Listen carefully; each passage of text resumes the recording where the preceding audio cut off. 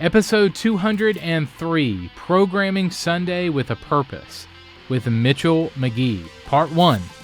This is Making Sunday Happen. Let's do it. This is the definitive podcast for helping you plan, create, and execute dynamic worship experiences at your church. Useful, practical content in the areas of production, worship, communications, first impressions, and more. This is Making Sunday Happen. Hey guys, this is episode number 203 of Making Sunday Happen. I'm Carl. Thanks so much for hanging out this week. Our podcast URL, if you haven't checked it out yet, is makingsundayhappen.com. A couple of weeks ago, we changed our name from the Church Media Podcast to the Making Sunday Happen podcast, just to incorporate everyone who plans and executes a worship experience at a church. So our new podcast URL is makingsundayhappen.com. There you'll find show notes and archive episodes, free resources for you and your team, all right there for you. So check it out, makingsundayhappen.com. All right, this week on the show, we start a two-part series with Mitchell McGhee from North Point Church in Atlanta. He's the Director of Experience at a campus of North Point. And we're going to share Mitchell's talk from SALT 18 on the funnel method. It's all about how to program for Sunday with a purpose. It's really powerful and will give you some real practical ways that you can program your Sunday worship experiences. So we'll play half of that workshop this week and the other half next week for you. So over the next 2 weeks, you're getting Mitchell's full, unedited talk from SALT 18. So if you haven't grabbed your tickets yet for SALT conference for this year, you need to jump on that.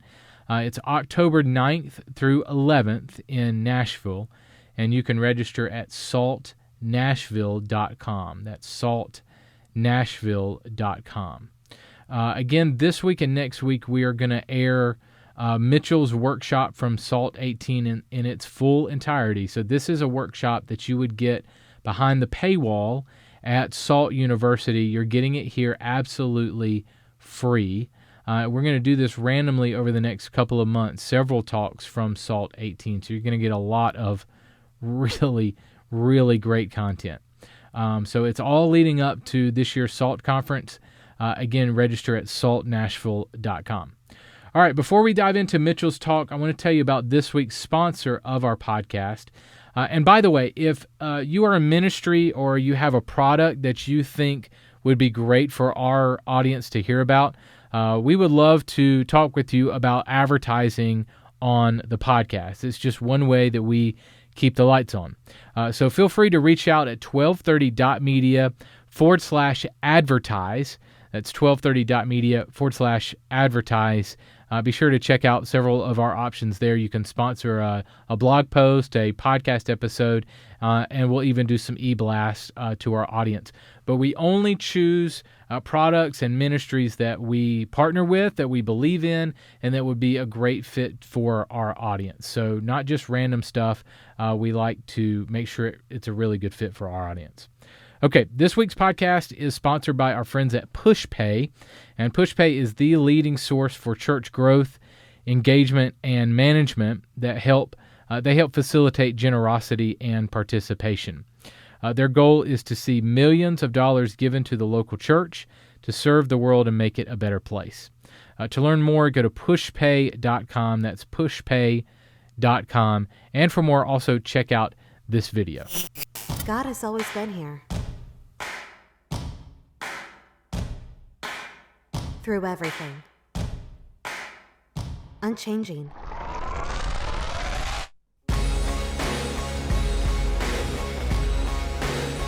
He's inspired us to explore, to create,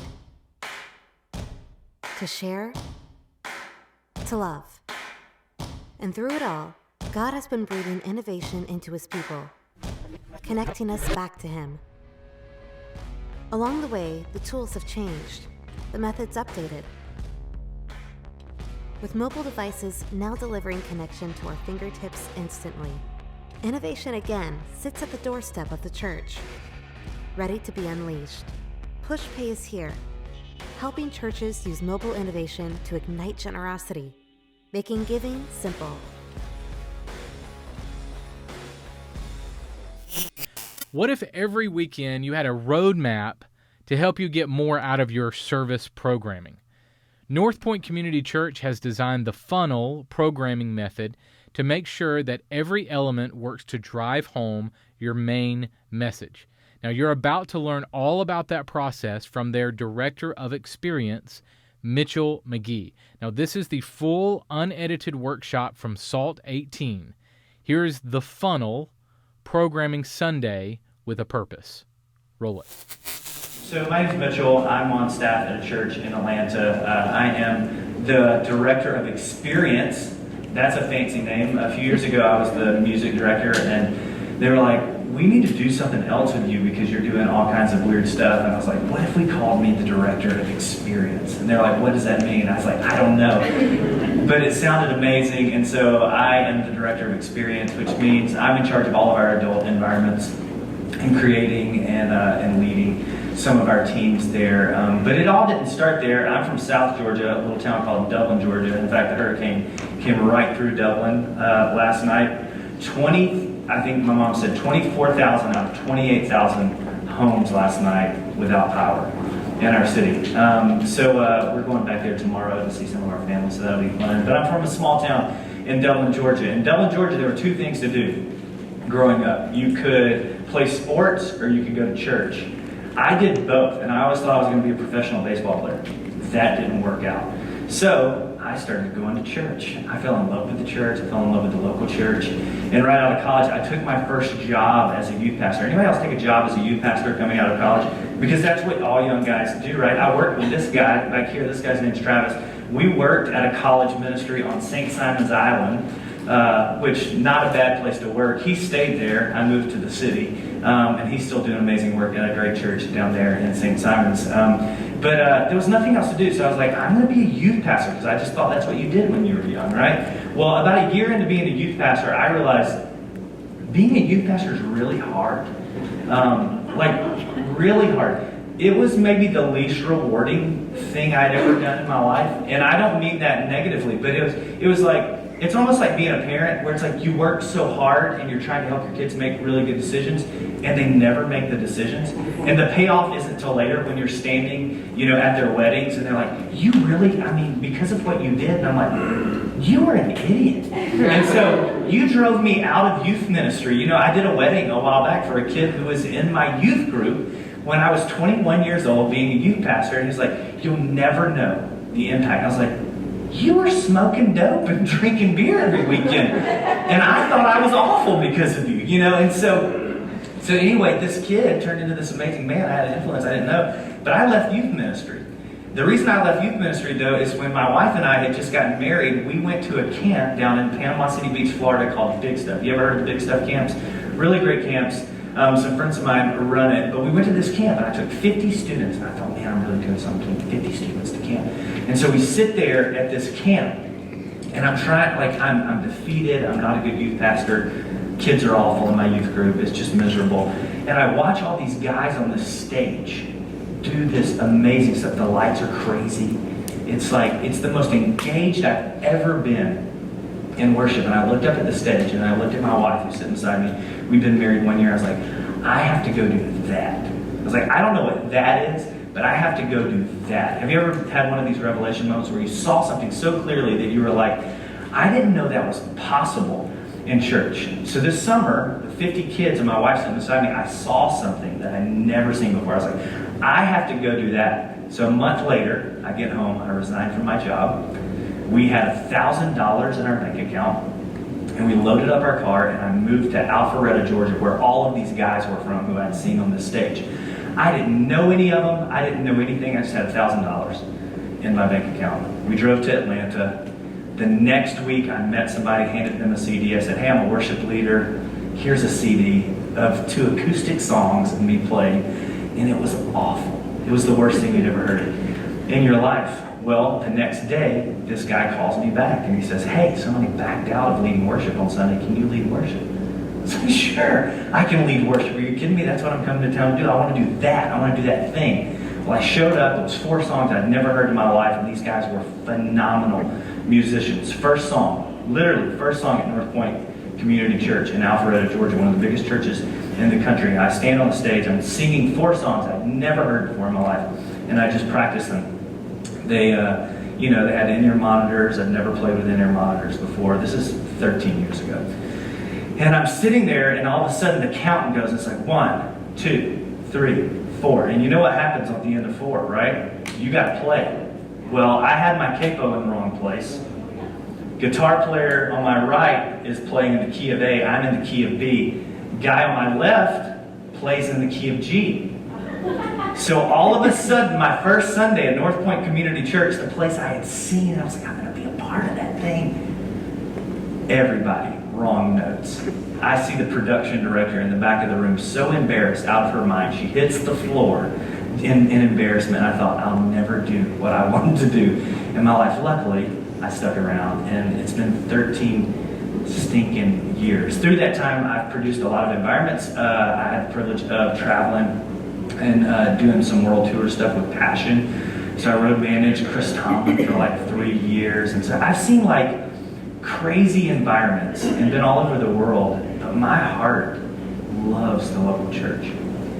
And I love it so much that while traveling the world with the biggest Christian artist in the world, I looked at my wife and I was like, I have to stay at home and we have to do this. So about 8 years ago, we planted full-time at one of North Point's churches in Woodstock, and we've been there ever since, and we've watched this thing like just go crazy. Over the last 8 years, we've watched a church go from about 200 people to any given Sunday, we're seeing about 8,000 to 10,000 adults on a Sunday. And it's crazy. We're in the middle of nowhere, both of us. And it's this amazing thing that we've gotten to help steward. So I love the local church. What we're going to talk about today is programming our Sunday experience on purpose. Because most of us are talented enough to get up at any given time, talk about whatever we want.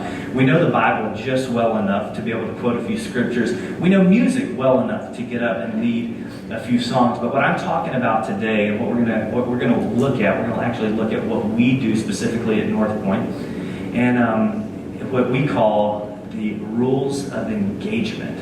It's a funnel, okay? We call it the rules of engagement. Now, if you are a systems person, raise your hand. Like if you love systems, you love structure.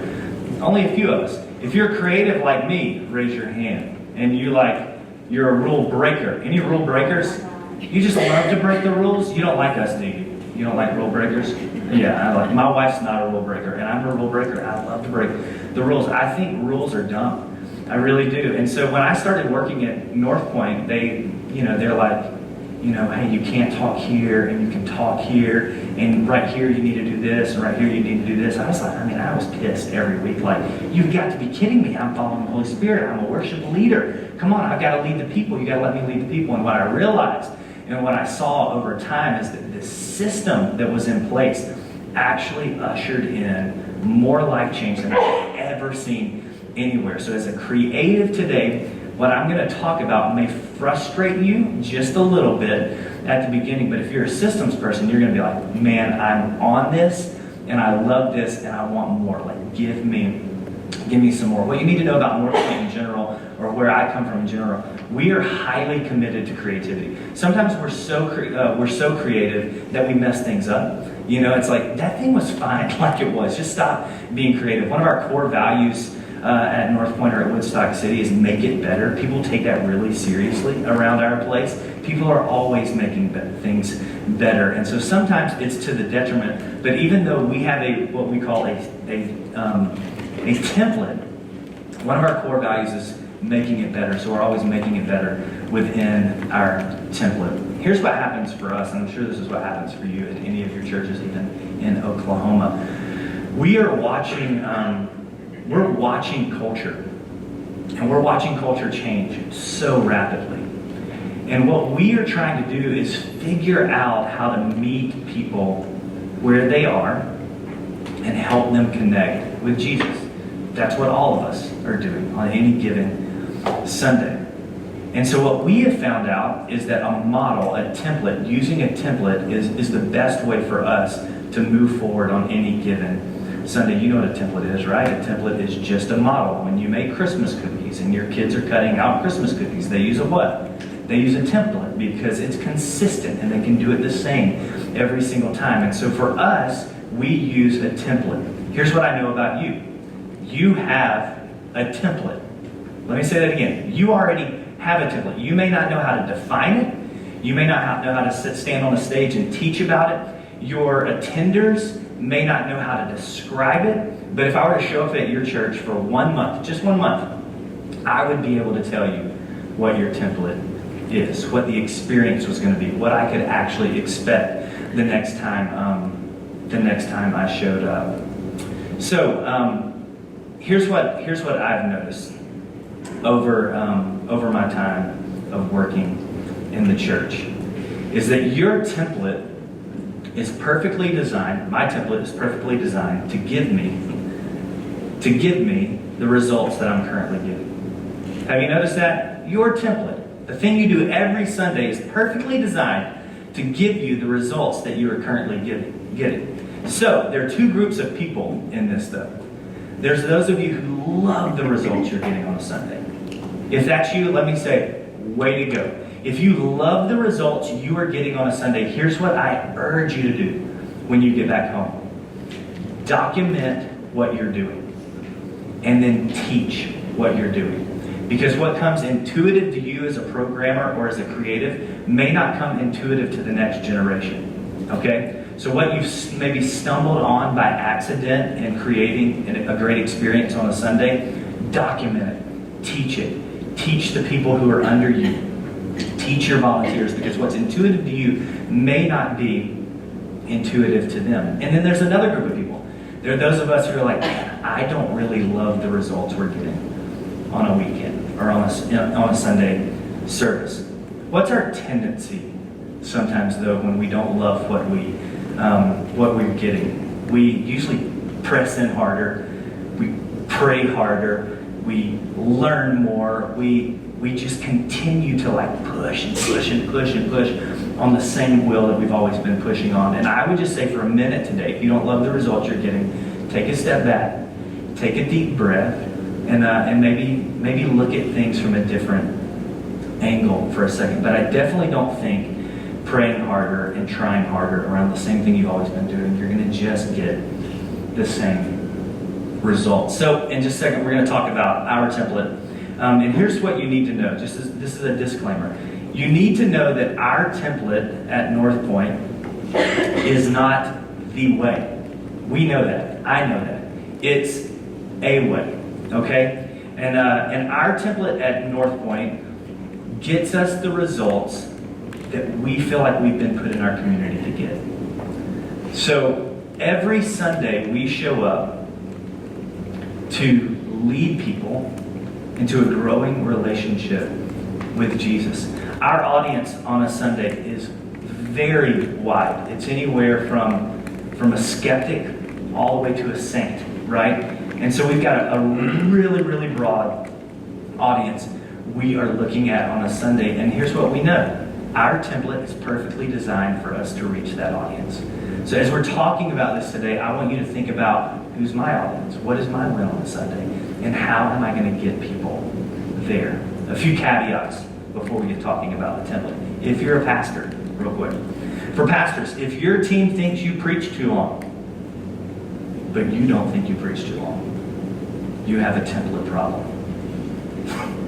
Right? And then you get on a meeting on Monday morning and you're like, Pastor, you preach too long. You're like, I don't think I preached too long. And then the education director's mad because all the babies at 1 hour were screaming.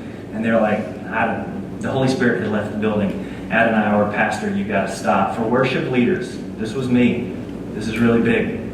For worship leaders or programming directors, if you think there needs to be more music or more worship or more singing, but the pastor doesn't, you have a template problem.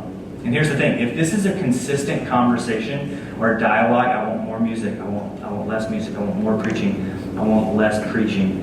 You probably haven't sat down and determined what your weekend is, and then what your template or what your model will be to move forward to gain your weekend win. For student ministry directors, if there are any of those in here, or education directors, if you can't seem to get announcements made on a Sunday morning on a stage and nobody's told you why, or nobody said, hey, we don't do announcements anymore, or we don't do it like here that anymore, if you don't know the model of why you're doing or why the services are planned like they are, you've got a template problem. Here's a big one for me. If your weekend service varies more than 10 minutes every week, I think you have a template problem.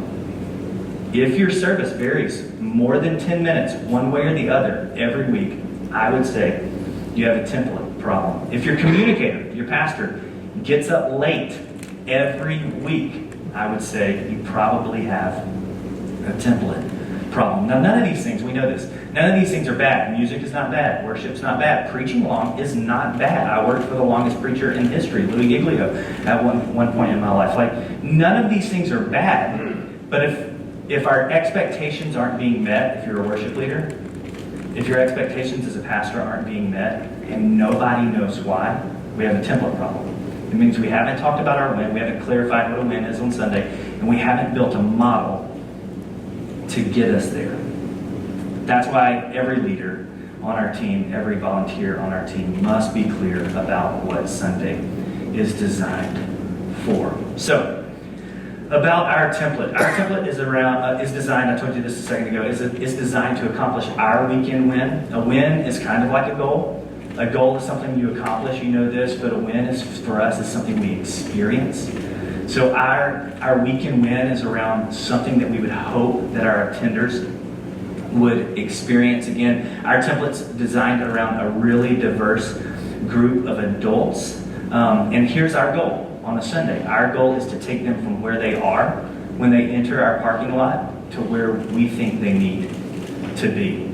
Our goal, and you may want to write this down, who knows if it's even good. Our goal is to host our attendees from the parking lot to the point. So within our program every Sunday, we're not just thinking about our room. It starts outside of the room for us. We're thinking, what's it going to look like for us to host all of our attendees from the parking lot all the way to the point of the message. And like your church, our audience is so diverse. Here's what we found out. To move a diverse group of people to the same place, we believe that it takes common ground. So for instance, if you want me to follow you on a journey, what do you need to do to get me to follow you on a journey? Are you going to stand over here and you're going to say, hey, Mitchell, come over here. Come over here, Mitchell. No, you're never going to get me like that. You're going to come to me and you're going to say, hey, man, what's up, buddy? What's your name? Hey, man, why don't you come on, man. Why don't you come up here from where you... No, you ain't got to come right now. But the point is, when our people walk in our room, every Sunday is dictated based on where we start our services. If you don't start on common ground, you are so likely to leave a ton of people behind. So what happens when I talk about hosting people from the parking lot to the point? So what does a host do? Anybody? What's a host do? What's a host do? They welcome people, they take care of people, they host people, they identify with people, they empathize with people. And so here's where we learn this whole common ground thing. Jesus in Luke, he's talking to a really large group of people. You know this passage of scripture really well, but we're about to jump into our model. But I just want you to know that we didn't just make this whole thing up. We really believe it's inspired from Jesus. He says in Luke 15, 1 through 6, this right here. Let me take some water first. He says, now the tax collectors and sinners were all gathering around to hear Jesus. So just imagine for a second, Jesus is standing in front of a massive group of people. Who's with him? Religious people and sinners, people who could care less who he was or care less about following him. Really, they weren't into the religious thing. That was okay. Jesus actually seemed okay that they were in his audience, and they were all gathering around to hear him speak. It continues, but the Pharisees and the teachers of the law muttered, "This man welcomes sinners and eats with them." Then Jesus told him this parable. Suppose one of you has 100 sheep and loses one of them. Think about that for a second. He looks at the group and he says, "Now suppose one of you loses a sheep." Has anybody ever lost anything? Now all of a sudden, what am I speaking into? I'm speaking into a common emotion that everybody has experienced. Man, I've never lost a sheep, but you know what? I lost a few dollars the other day. I lost a kid at the grocery store. I lost, like all of a sudden, all of these humans who are way different spiritually, from skeptic all the way to saint, they're sitting here and they're like, yeah, I've lost something. Tell me more about that. I'm in. I may not believe what you're going to say is true about losing something, but I've definitely lost something, and I'm in with you right now. Suppose one of you has 100 sheep and loses one of them. Doesn't he leave the 99 in the open country and go after the lost sheep until he finds it? Sure. And when he finds it, he joyfully puts it on his shoulders, and he goes home, and he calls his friends and his neighbors together, and he says, "Rejoice with me.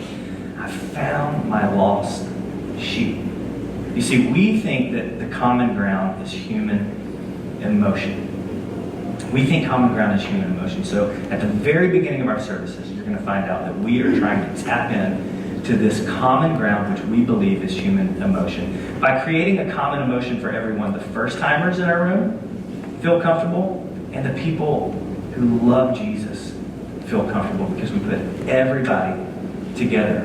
Here's what we know. We are drawn to people who make us feel comfortable. We are drawn to environments that make us feel comfortable. This is why we eat at the restaurants we eat at. We eat at that same restaurant because that hostess one time greeted me. I don't even remember if the food's good, but they treat me like royalty there. So guess where I go back to? That same restaurant. We are drawn to people and environments that make us feel good. And here's what we also know. We resist people and environments that make us feel uncomfortable. So at the beginning of the service, we are trying to tap into a common emotion that everybody in the room might be feeling. And here's what we know. To reach a broad spectrum, we must ask 3 important questions. You may want to write these down. You may not. I don't care, The first one we ask ourselves is, how's this going to make people feel at the top of the service? We ask ourselves the questions, what do we want people to feel? Like, when I'm planning a Sunday experience, what am I hoping that song brings out? What am I hoping that my worship leader says? Like when my worship leader says, "Bam," is that what I really hoped people would feel? And then lastly, the last question we ask is, at what point is it appropriate to risk people feeling uncomfortable? Because there is a point in our service where we want people to feel a little bit of that, oh, okay, maybe I need to do something with this. Maybe what Jesus was saying is really, really true. The show notes for this episode are available now at makingsundayhappen.com. Next week on the podcast, we will continue Mitchell's workshop on programming Sunday with a purpose.